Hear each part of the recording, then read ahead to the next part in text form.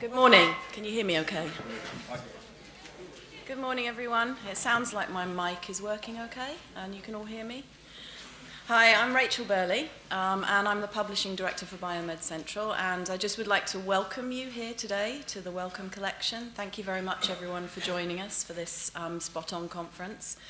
For those of you who haven't attended one of these events before, these conferences are partly organised by the community. So while BioMed Central and Digital Science help with the organisation, the ideas for the sessions, the suggestions and the speakers come from you. So it's very much your conference.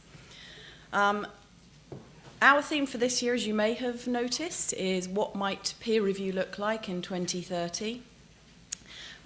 There's a lot of different facets to peer review. It's quite a complex process, and we haven't yet found a better way to validate research results. So it's basically pretty much the same as it was 50 years ago. The introduction of editorial management systems was a major advance in the technology side of peer review and was a big step forward from paper systems that we used before. But really since then, improvements have been incremental, and there hasn't been a radical change in the process of how peer review is done. Technology should, over time, advance. The pace of technology advancement is accelerating all the time, and it'll be interesting to find out in the future if these developments will help us to be able to do more with less.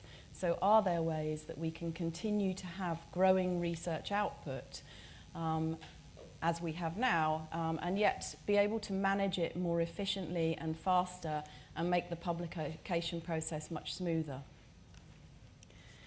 So there's a lot of benefits of peer review, everybody would agree. Filtering of the research, weeding out flawed research, helping to select the right content for specific audiences. But we haven't yet really found a way to make the process faster, and I think that's one of the things that will be on the discussions, part of discussions and sessions today.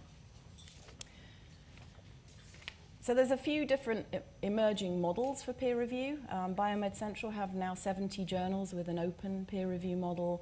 That's a big step forward. There's portable peer review, the peer review that travels with the paper, post-publication peer review.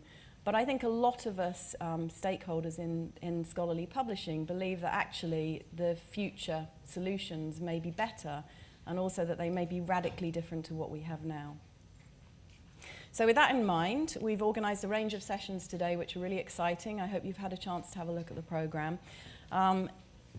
We're hoping that you, the stakeholders in this, will use this as a springboard to think about how we can collaborate together to work towards an improved peer review system in 2030.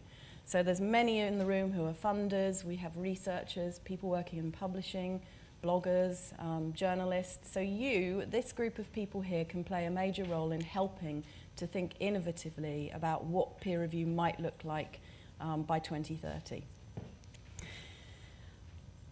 Peer review has opportunities as well as great benefits, and for us as publishers, one of the benefits obviously is to help us publish reproducible sound research.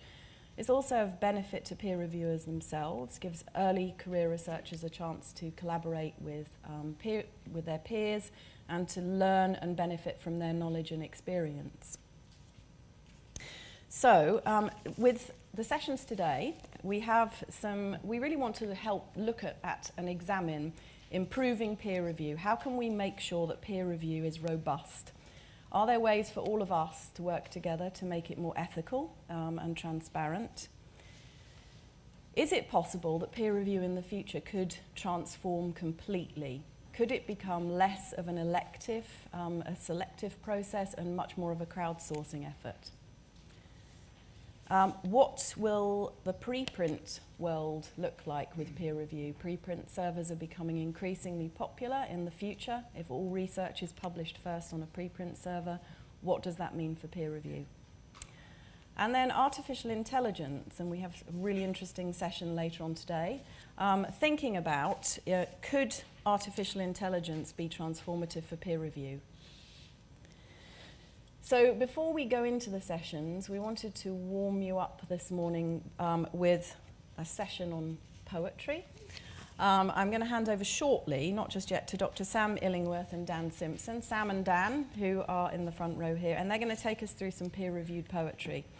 And then at the end of the day, they're going to be announcing the winners of the competition. I know there have been quite a few entries, but you still have time. If you didn't get your poem in yet, you still have time. There's posters around the venue with details on how to enter. And there's a £50 Amazon voucher for the winner, a chance to have your poem read by one of the poets, and obviously world fame as well will follow. If you haven't, this is our 7th SpotOn conference. I'm hoping some of you have been before. You'll notice the organisers around the room, they have badges, pink badges that say 7 today, so they can help you with any questions that you might have.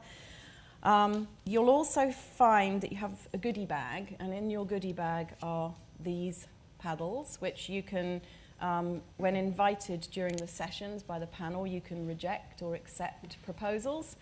Or if you want to give constructive feedback, minor revisions or major revisions. So use your paddles wisely.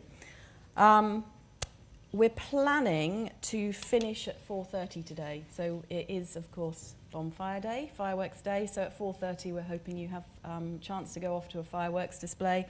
But in the meantime, I just wanted to say thank you very much for joining us today. We're really excited about the conference and about working with you all to come up with some amazing potential solutions for peer review in the future.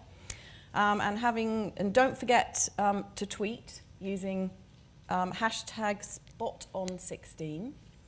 And having said that, I'm now going to hand over to the resident poets, Sam and Dan.